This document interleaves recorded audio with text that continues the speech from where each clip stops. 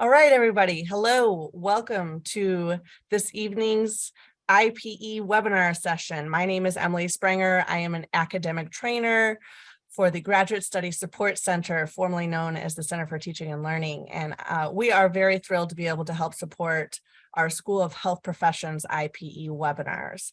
Couple of brief housekeeping items. Just know that our webinar is being recorded and we are going to place it in the Graduate Study Support Center webinar section. And I'm just thrilled to be able to introduce two students and one alumni and another student from North Central University and currently National University now, Veronica Shake and Tabitha Myatt. They are fantastic assets and community members to the School of Health Professions, and they will be help moderating the rest of this webinar. So I am going to kick it over to Tabitha so she can introduce our fantastic guest speaker. Yes, good evening, good afternoon to all of you, wherever you may be. I would like to take the time to thank you for joining us for our monthly IPE session. Actually, this is our first IPE session of the year. So we welcome you. Happy New Year to you all. I would like to take the time to introduce to you one of our very own to kick this new year off for our IPE session, Dr. Cedric Shills, who's an assistant professor for the School of Health Professions here at North Central National University. He holds a Bachelor's of Science in Nursing from Florida State University, a Master's of Science in Nursing from the University of South Alabama, and a Doctor of Philosophy in Nursing from the University of Phoenix.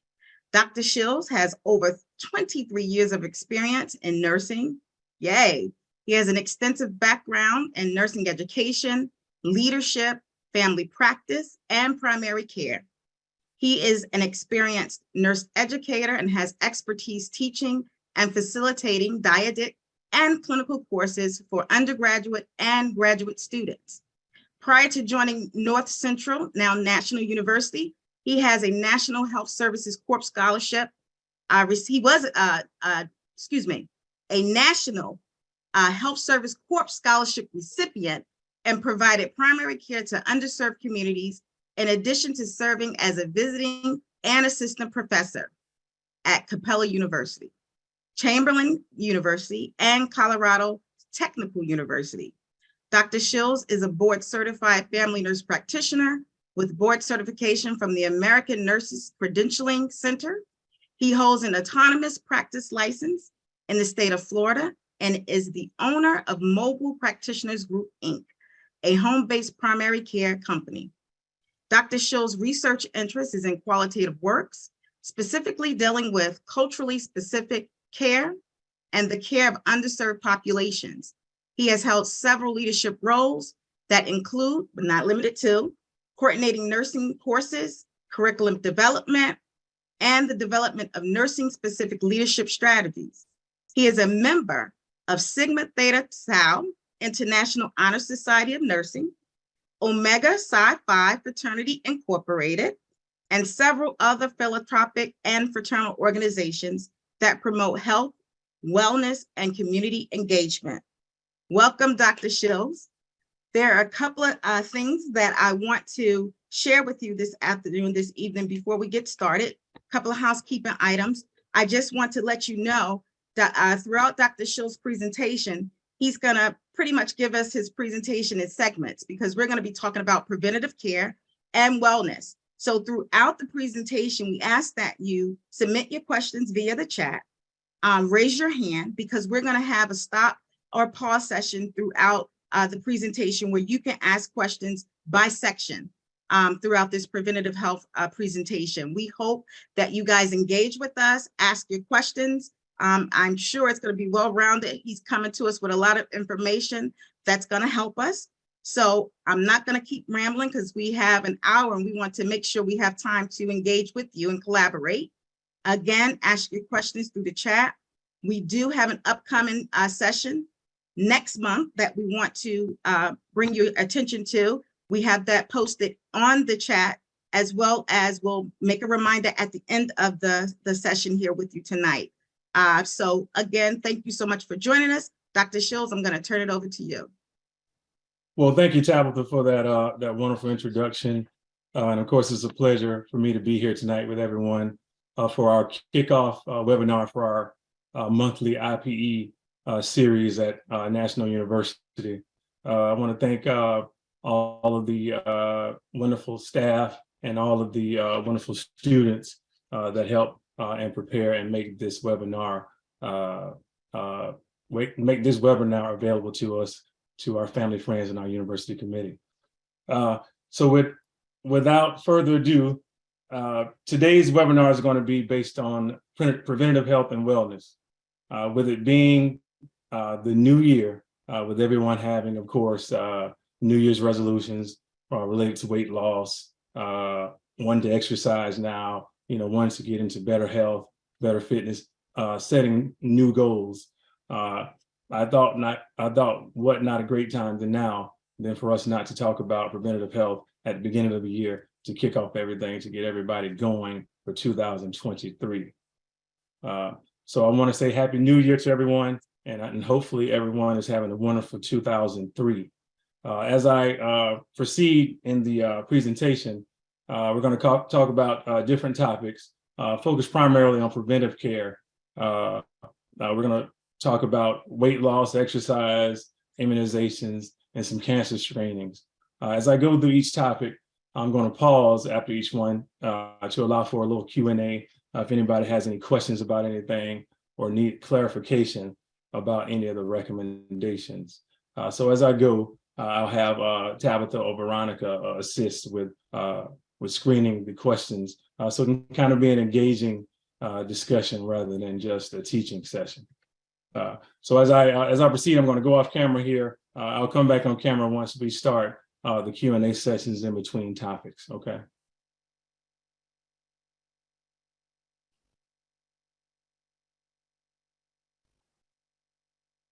All right. So again, Happy New Year to everyone.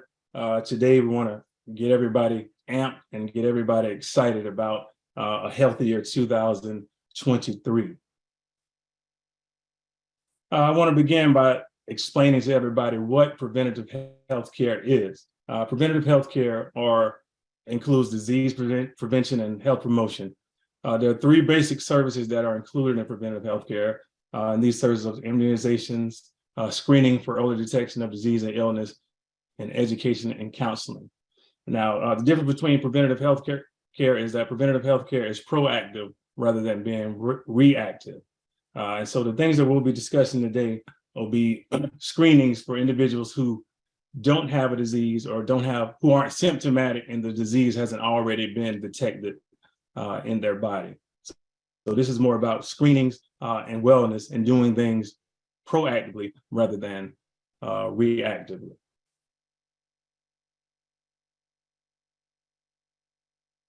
We're going to start off with weight loss, right? 2023, I'm pretty sure the majority of us want to lose some weight. All right. So, the first thing for us to know is, what is healthy weight? We all have these lofty goals that we're going to lose. I'm going to lose 20 pounds by February. I'm going to lose 100 pounds by June. But of course, we need to set realistic goals when it comes to healthy weight loss. The recommendations now, healthy weight loss is 1 to 2 pounds per week, for those of you that didn't know. So 5 pounds, 10 pounds, that's not considered healthy weight loss. Typically, if you're losing that much weight, it's typically just water weight and not real weight, real nutritionist weight, right? So with weight loss, of course, you want to set realistic goals, know your body mass index, and I'll talk a little bit about that a little further. And also, what is your end game? What is your purpose for losing weight, right? Is it for health? Is it for fitness? Is it just aesthetic? Do you just want to look good? Do you want to be, if you're a guy or a lady, you just want to take your shirt off at the pool? What are your goals? What is your end game? What is it for? Is it for, better health, fitness, aesthetics? What is it? Whatever it is, set it and make it realistic. You're going to have some peaks and troughs throughout the process, but the key is to keep the course. Weight loss is, it's simple but complex, right? Calories out have to be greater than calories in, right? The numbers have to equal out. And that's, of course, easier said than done. but it's really just as simple as that. Your calories out need to be greater than your calories in, right? So if you're eating 2,000 calories a day, you want to lose weight, you probably need to burn 2,500 calories per day. All right, so that at the end of that week, you can possibly drop a pound or half a pound during that week.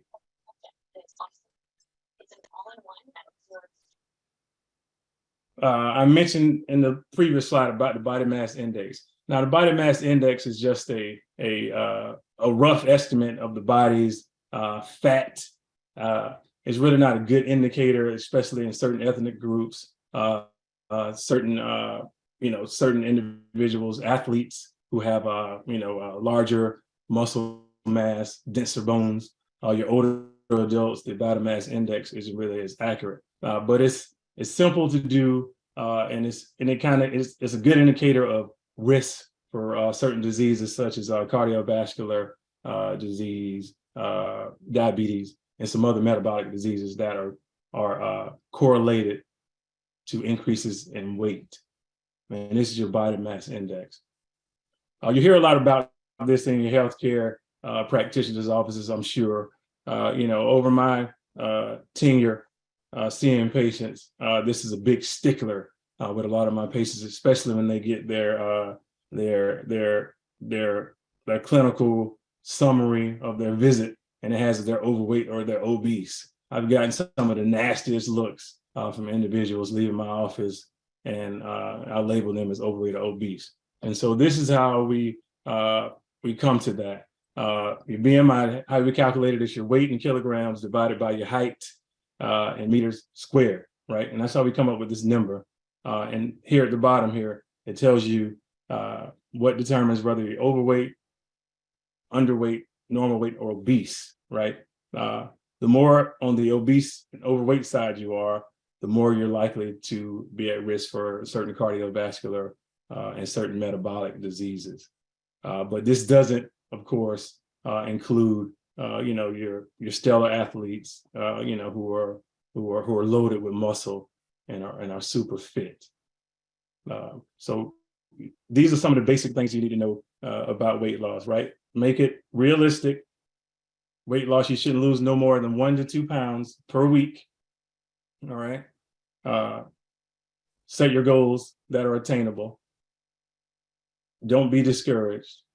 All right, and set the course.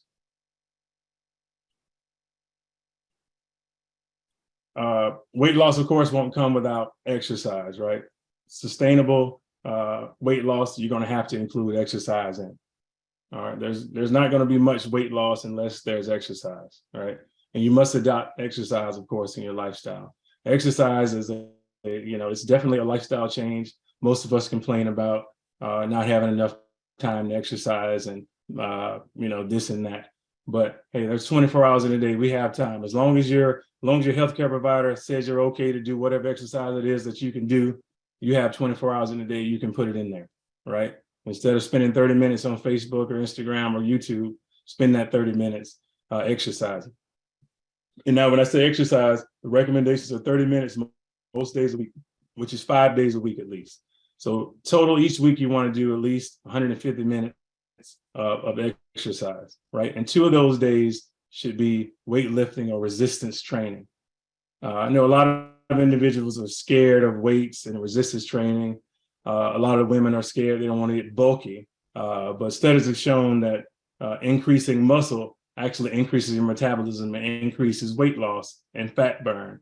After you lift weights or do resistance training, your body's at rest, your body continues to burn calories, and you continue to lose fat even after the workout is done. So don't be afraid of lifting weights or resistance training, right?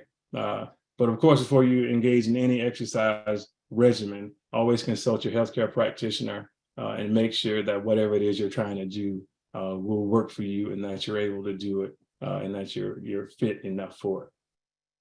Okay. Any questions before I move on to the next on related to weight loss and exercise? Yes, we do, Dr. Schulz. Okay. Why do they recommend to spread it out over 5 days and 30 minutes instead of 1 hour, 1 day, and so on. All right. So recommended. So it's spread out. So 1 hour, 1 day. It's spread out because you want to do it most days. So you want to speed your metabolism up. So the key is speeding your metabolism up. If you work out 1 day for an hour and you got 6 more days to do absolutely nothing, all that work you've done in an hour, you reversed it. You've undone that work, right? Oh, wow.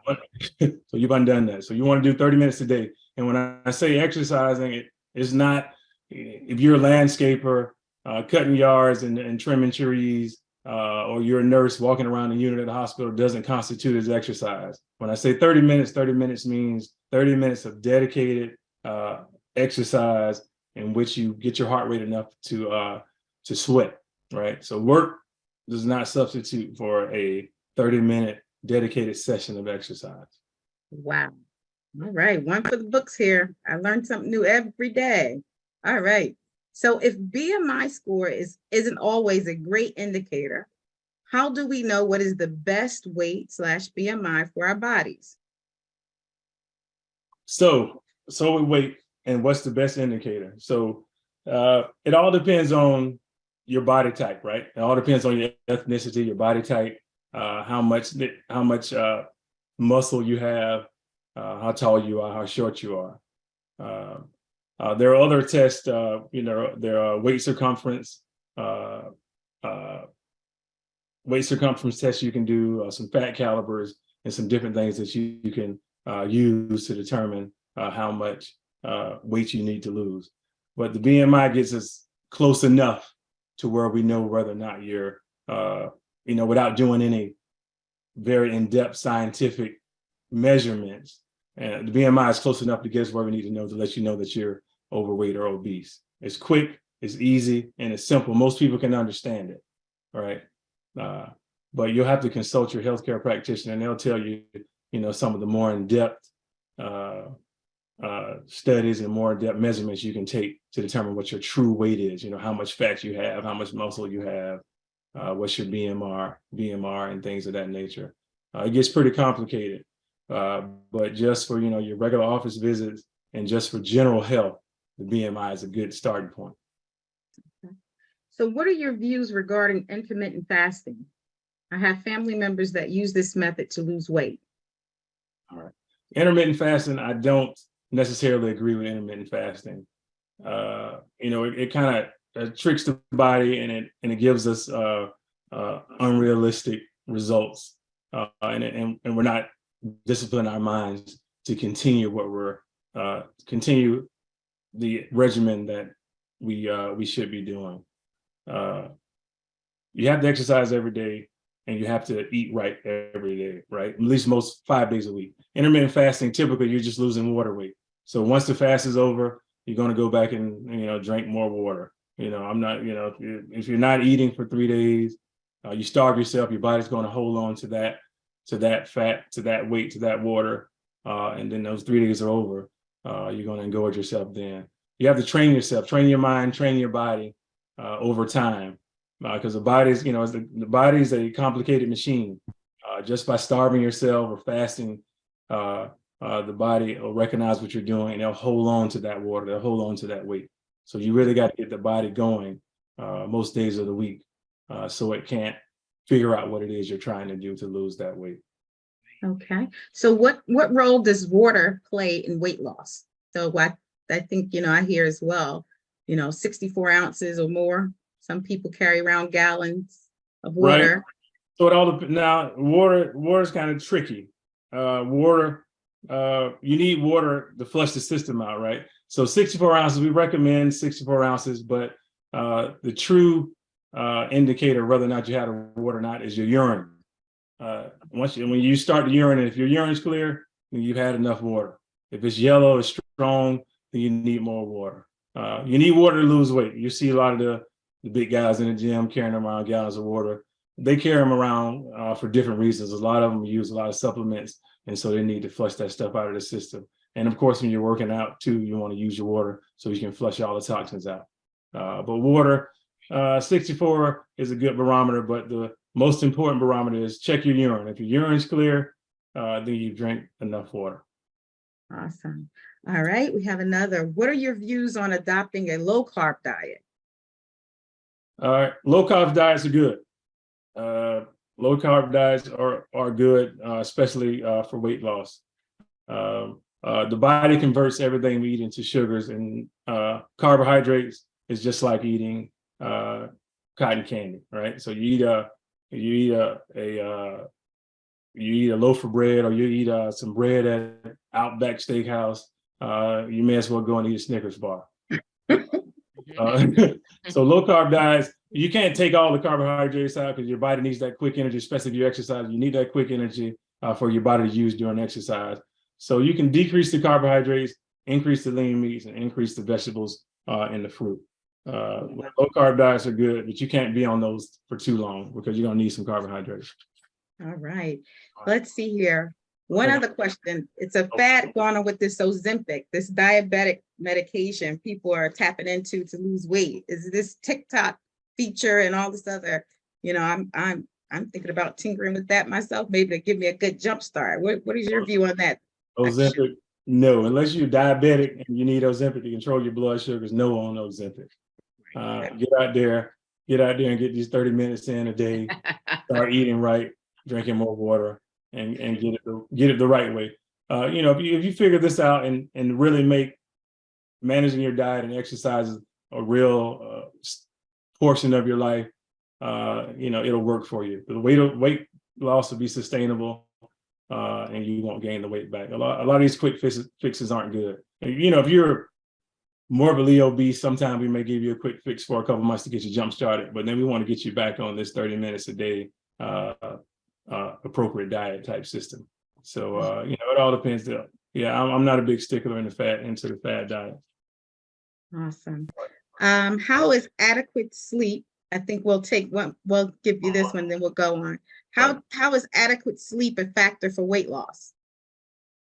Oh, adequate sleep. You definitely need adequate sleep. Body needs to recover, right? So if you're exercising, body needs to recover. You actually, if you're doing resistance training, like I talked about earlier, if you're doing resistance training, weightlifting, your body's actually burning calories while you sleep. So your body has to have time to regenerate and repair muscles before you go back out there and do it all over again.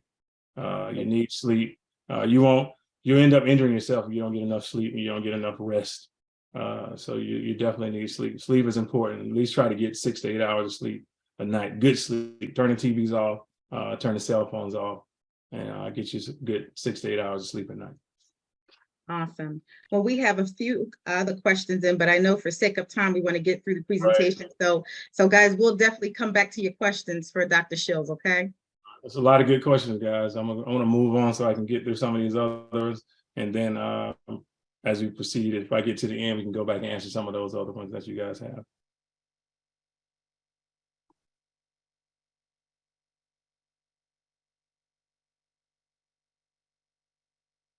All right, so we can't talk about wellness and preventative health nowadays without talking about COVID-19, right? I'm not going to get into the particulars of the vaccines. There are like 4 different vaccines now and different recommendations for each. But the main thing in preventing COVID-19, of course, is hand washing. The CDC now has a search engine on its website now where you can check your county's COVID numbers.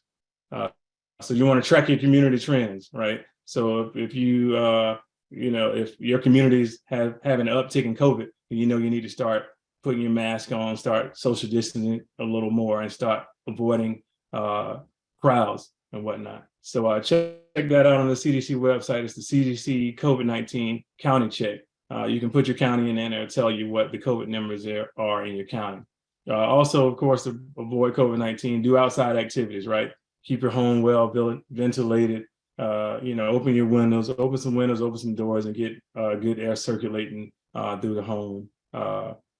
Wear a mask if you're high risk. If you're already sick, if you're immunocompromised, diabetic, going through some type of therapy or something like that, wear a mask. Stay up to date with your vaccine. So if it's time for you to get a booster, get a booster. Most important thing is follow the CDC recommendations. There are a lot of different opinions on COVID-19 and recommendations, but follow CDC. My recommendation and my advice is follow CDC recommendations, get your vaccines, and get your boosters. Of course, these vaccines, these boosters aren't 100%, right? Just like any other vaccine, you can still get COVID, but you just won't be as sick when you get them. And that goes to overall health, right? If you're naturally more healthy and you get COVID, you'll probably recover quickly, and the side effects from the virus will be less than if you were a person who's not in good shape and you catch COVID-19. All right. So that's my spiel on COVID. Protect yourself, hand washing, do outside activities, avoid those large crowds if you can.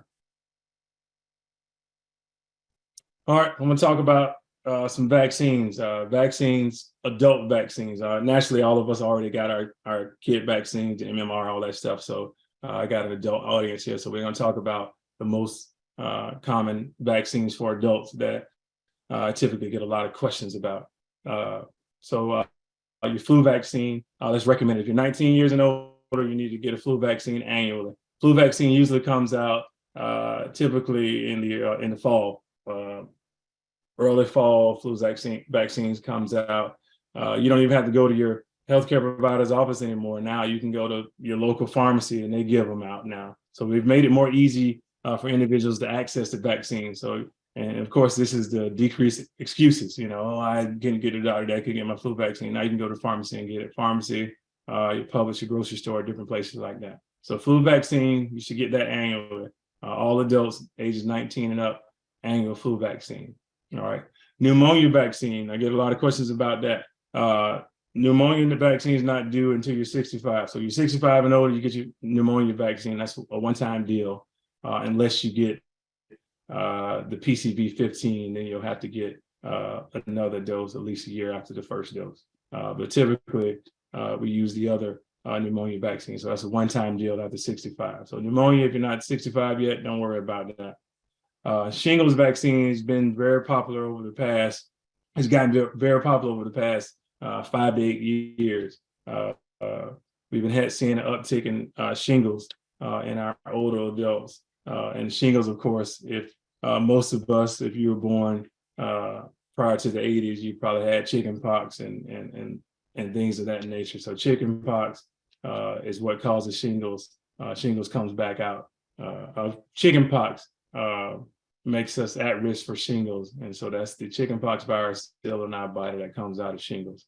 So age 50 and older, we recommend the shingles vaccine. And it's a 2-dose series, and they spread the doses out 2 to 6 months apart.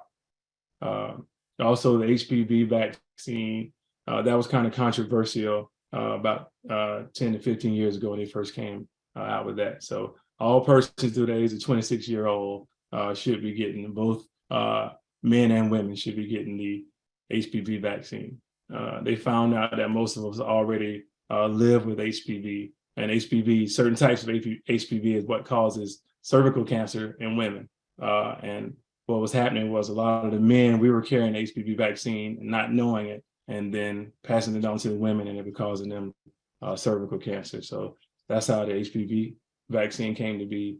So everybody up to 26 years old should get the HPV vaccine. And it's in 2 or 3 doses, depending on your age at the initial, when you get your initial vaccine. All right. Any questions about vaccination? Yes. Can you get the HPV vaccine if you're older than 26? No, they don't recommend it over 26. And the thinking is that by the time you're 26, you probably already have it. You've probably already contracted the HPV, right?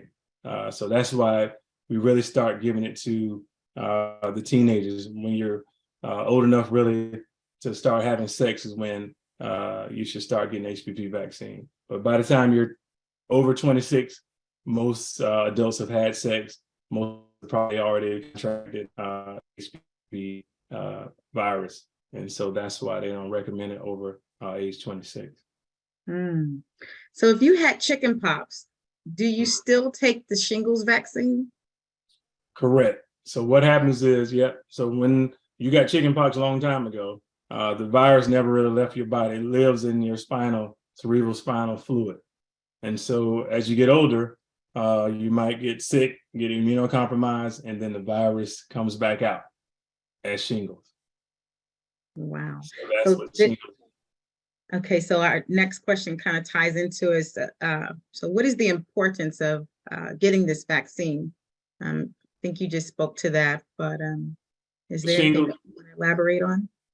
Right. So the importance of the shingles vaccine, shingles can cause neuropathy. They can cause permanent neuropathy. And neuropathy is like a burning, numbness, fire sensation on the skin. And very rarely an individual will have a shingles outbreak, and they have the burning and numbness and tingling in the area where they have the outbreak, the rash. Even after the rash leaves, the symptoms will still be there, and it'll be, it causes a lifetime of discomfort in some older adults. And so, if you don't want that to happen, and you've had the chicken pox, I advise you to get the shingles vaccine. Okay. What about if you never had chicken pox? If you never had chicken pox, we still advise it because you may have had it and didn't know, right?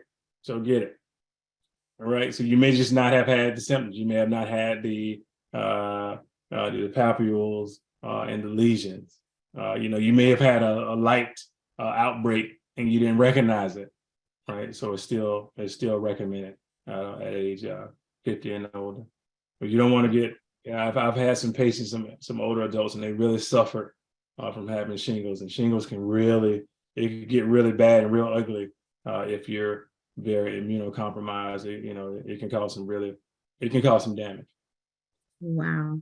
Yeah, I think I'm a twin. So my sister had all the viruses and stuff growing up, from ringworm, chicken pox, measles, mumps. And I guess because of that, I caught everything she had, but I didn't have it as bad. So I think I remember only having like one chicken pox on my body. So I guess I'll go for that shot. Let's see here. No other questions. Did you want me just to circle back to our previous segment and I'll move on. We'll move on to some of the cancer screenings, and then if I finish everything, we can circle back and answer some of the other questions. Awesome. All right. So next, we're going to get into some cancer screenings. So I first want to point out that when I mention screenings are for individuals that are asymptomatic and who don't have any symptoms or pain or anything from whatever they're being screened for. So breast cancer screening is in women who don't have any lumps, right? No lumps, no discharge, no any of that stuff. So it's in women that are in other words, they're healthy, the healthy women. So that's what I mean by screenings. All right. If you have a lump, or you have some drainage, or you have some lesions on your breast, and you go for a mammogram, that's not considered screening anymore. That's considered diagnostic, right? So that's the difference between the diagnostic test and the screening test. Screening tests are for asymptomatic individuals. Diagnostic tests are for individuals who are having symptoms of some sort. All right. So breast cancer. So according to the American Cancer Society, women's ages 40 to 54 should have a mammogram annually. So that's every year. So every year, if you're a woman, ages 40 to 54 annually. Once you get to 55, you can continue to do it annually, or you can do it every other year, right? And screening mammograms should continue in all women as long as they're in good health and expected to live 10 years or more, right? So who knows how long we're going to live, but if you expect to live 10 years or more, continue getting your mammograms, your screening mammograms every year, all right? And if you're over 55, you can do it every other year. Screenings, of course, differ if you have family history of breast cancer. In that case, you'll go earlier.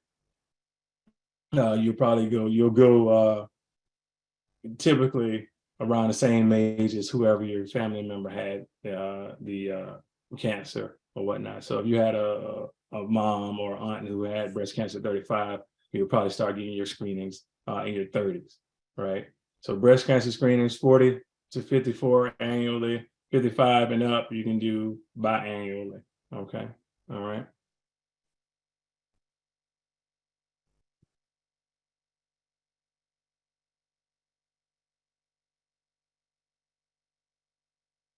Prostate cancer screening. So I get a lot of questions about this, and many men are unaware of this either.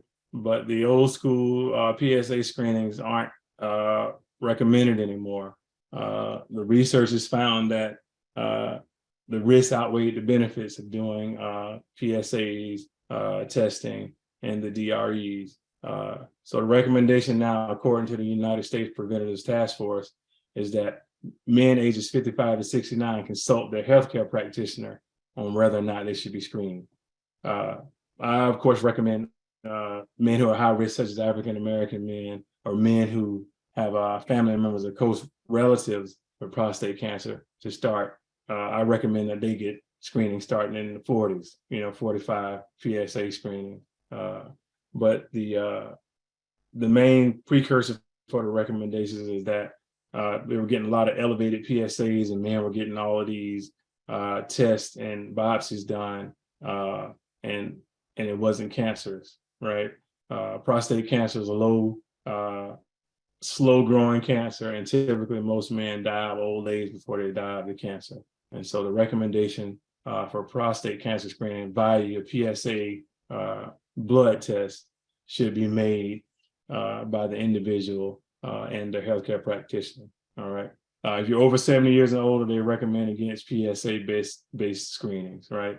Because they figure if you're 70 and older, you'll probably die of old age before you die of prostate cancer, due to the fact that prostate cancer is a slow-growing type cancer.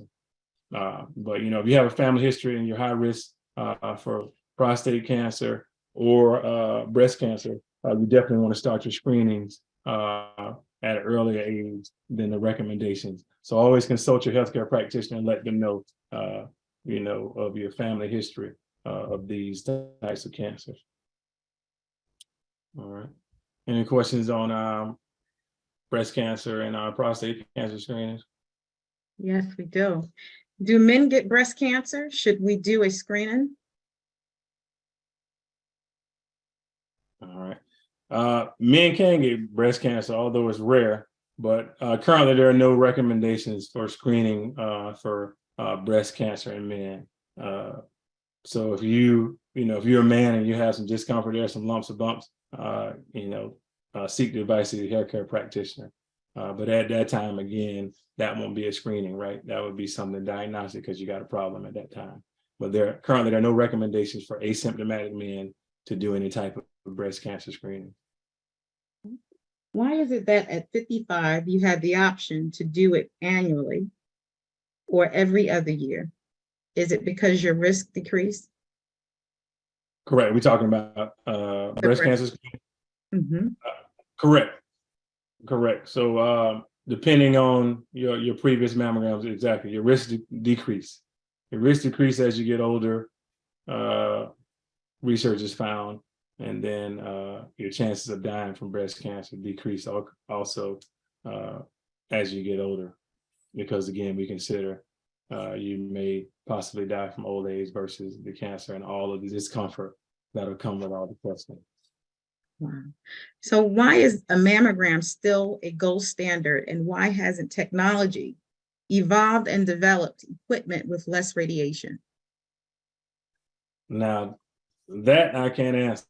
Right now, the mammograms are really pretty good at detecting suspicious lesions in breast. Of course, you get a mammogram that has something suspicious for cancers.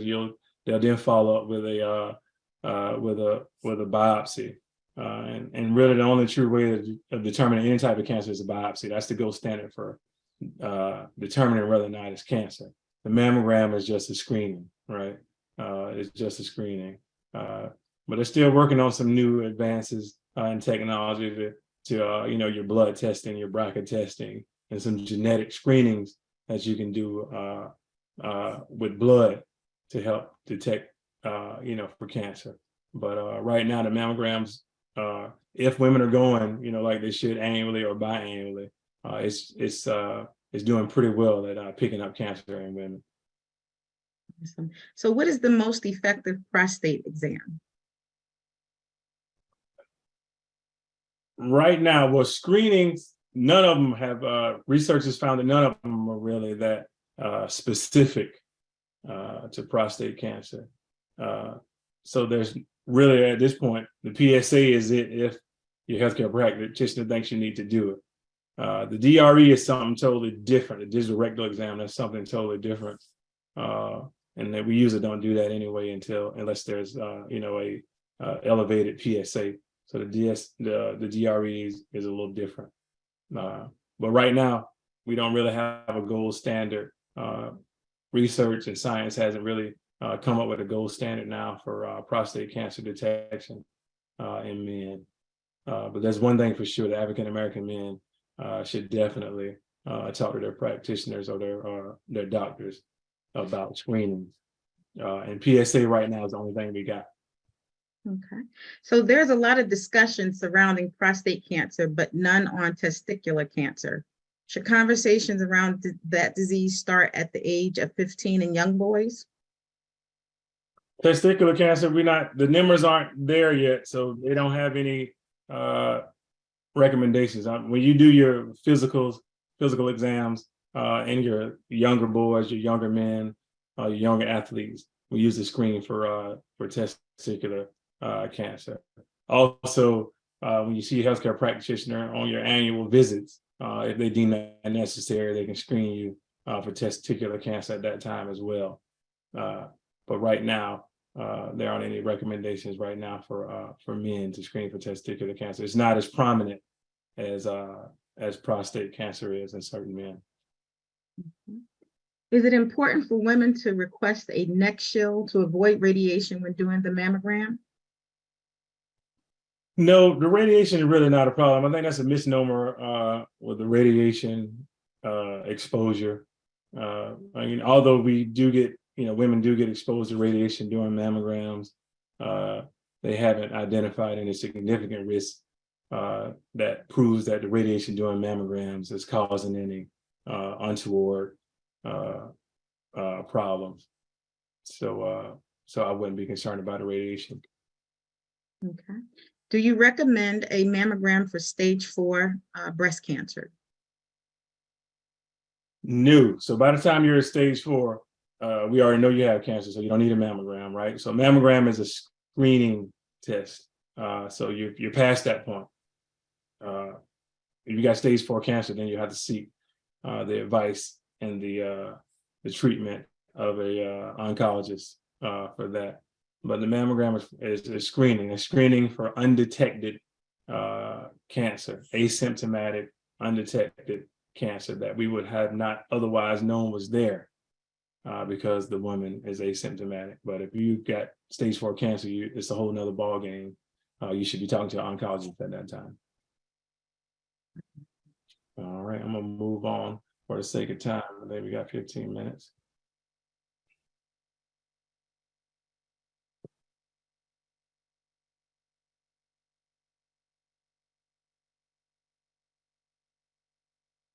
All right, so colorectal screening, cancer screening. So colorectal cancer screening should begin at age 45, all the way up to age 75 in both men and women. If you have a family history of colorectal cancer, the screening should be at age 40 or 10 years before the age of the person in your family who had it, right? So if I had a family member that had colorectal cancer at 50, I should start getting my colorectal cancer screenings at 40. So that's what they mean there. So men and women should start getting their colorectal cancer screenings at ages 45 to ages 75.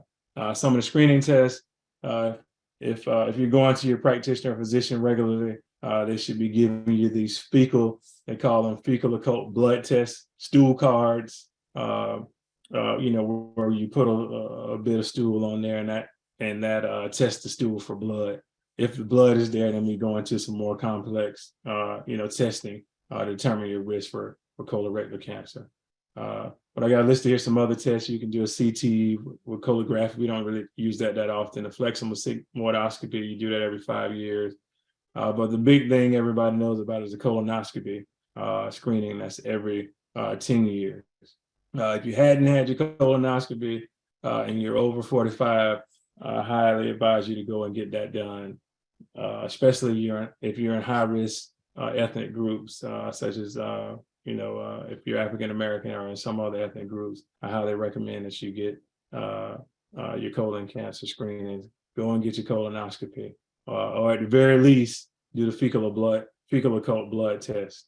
The Cologuard is good too. That's pretty popular now, where they mail you the kits at home. You put the stool in the kit and then you mail it back to them. So that's good as well. But there are several tests that can be used to detect colorectal cancer. But for all adults ages 45 to 75, you should be doing those screenings. All right. If you're over the age of 76, they say to consult your healthcare provider to assess the risk versus benefits. Again, that's one of those deals as if, colon cancer is a slow growing cancer as well. But if you're 76 years old, we think you'll probably die of old age before you die of colon cancer, or there are considerable risks of puncturing the colon during the procedure. And so you have to outweigh your risk versus benefits when you get age of 76 and older with your colorectal screenings. Now, don't get this mixed up with diagnostic tests, right? So if you're over 76 and you're having blood in your stool or you're having pain, then you go and get a colonoscopy. That's a diagnostic colonoscopy. But if you're fine and you're 80 years old, there's really no need for you to go get a colonoscopy if you're doing okay. All right. You just talk to your healthcare provider and they'll assess your risk versus benefits, and then they'll determine whether or not you need to have that done. All right.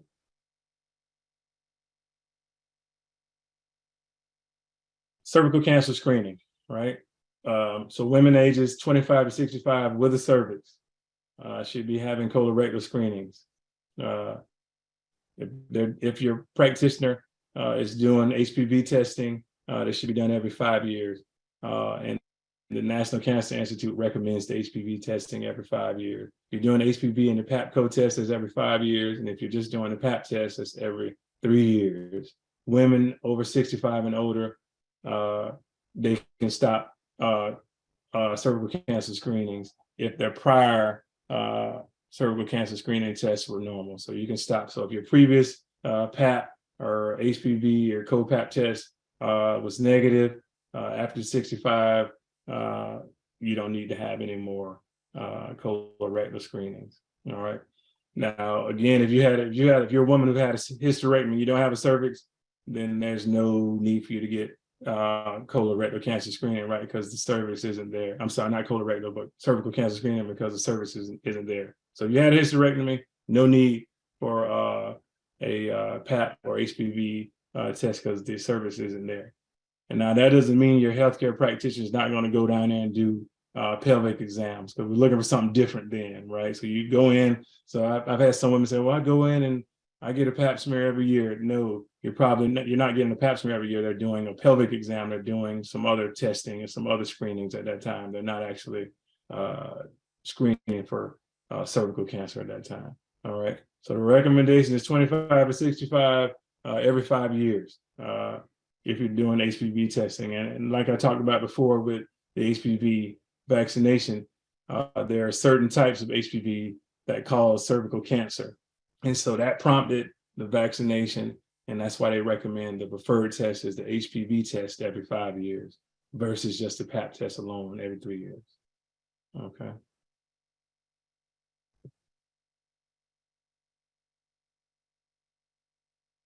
All right. And then lung cancer. This will be my last one here. So lung cancer. Lung cancer is the second most common type of cancer in the United States, the leading cause of cancer death in the United States. All right.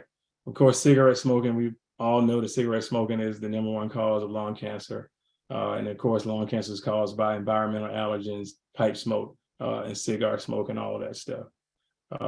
I put this in here because I've been seeing an uptick of cigar bars going around, these vape shops, the hookahs, and all of those things. Just want to remind everyone that even though you're not inhaling, you're still putting yourself at increased risk for lung cancer.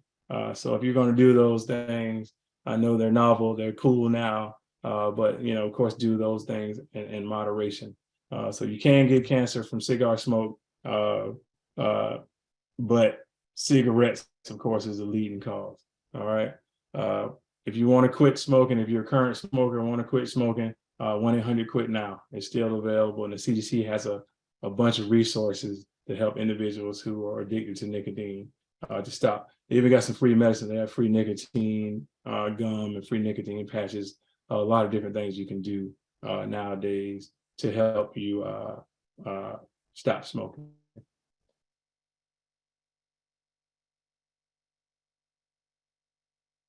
All right.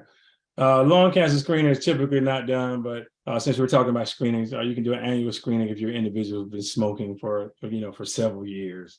If you got a 20-pack year smoking, and then there's some different CTs that they'll do the screening for lung cancer, but that very rarely happens.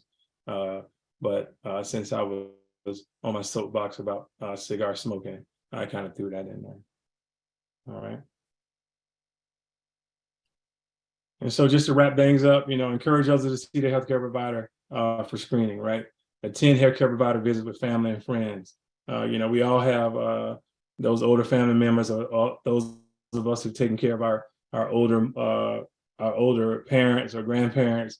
Go to those visits with them. When they come back, they'll tell us one thing, but the doctor or the practitioner told them another thing. So sit in there at those visits, right? Sit in there at those visits so you'll get the right information and you'll know the right thing to do with them. All right. All right. If you're married, schedule the screenings for your spouse. All right. I know most men, we don't want to go because, we're more reactive than proactive. Right. So, if your wife scheduled an appointment, hey, John, you got a doctor's appointment next week. Right. Give them, don't have them opt out, have them opt in, don't have them opt in, have them opt out. So schedule that appointment for him and just tell him he has an appointment, and more than likely he'll probably go, hopefully. Right. Express the importance of prevention and screenings and to the youth.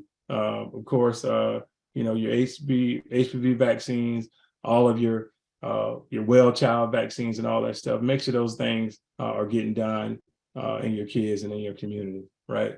Disseminate facts and not myths or folklore, right? Any recommendations or things that you disseminate, make sure it comes from reliable sources. CDC, American Cancer Society, anywhere, Facebook, Instagram, all those places, those aren't good places to find good evidence-based information about medicines, right? So get your information from good, reliable sources. And last but not least, share your positive experiences with screenings to your friends about your healthcare provider, right? Some individuals, a lot of individuals don't like to go because, they're scared. It's painful. They got to draw blood. They got to, I got to do this colonoscopy. But, share your positive experience. Oh, it wasn't that bad. I'm glad I went. It wasn't as bad as I thought it was. I'm glad I went. Look what they found. I would have never known I had. So share those experiences and encourage your family and friends to be proactive about their health and not reactive about their health. Because by the time it's reactive, then we got big problems, right? You're going to spend a lot of money. All right. And that is it. And on Tabitha, I think we still got some time for some questions. We got about 5 minutes if you want to take maybe one or two, and then we can wrap it up. All right, I'll try to go through the ones that we have here really quickly. Let's see here. So can internal rectal hemorrhoids bleeding cause colorectal cancer? No, they don't cause it. However, if you any area, especially in the colon or those types of areas, if you have chronic inflammation, it'll make you more at risk for cancer. So it doesn't cause it, but if you're having some rectal bleeding, there's probably something going on there. It'll make you're at increased risk for colorectal cancer. So I advise you then to seek out the advice and an evaluation from your healthcare practitioner. Okay. So why don't they do screenings for lung cancer on smokers and former smokers or people who grew up in homes with smoking parents? It's just the test. To be honest with you, the tests are expensive. CT scans are very expensive, right? They are very expensive, and so with lung cancer, the preventive treatment for lung cancer is counseling, right? So remember the three parts: there's immunization, counseling, and screenings, right?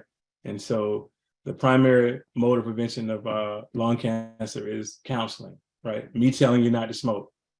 If I got a smoker, every time you come to my office, and you're smoking, hey, you need to cut back, you need to cut back, you need to cut back. And my hopes is one day you'll stop, right? But the CTs, they cost a lot of money. They're very expensive to do, and most people can't afford them. And so that's why you don't get into screening. But the counseling and those resources that they have at the CDC and other places are the main interventions to decrease smoking and lung cancer. Awesome. All right, I'll give this last one here and then we'll wrap up.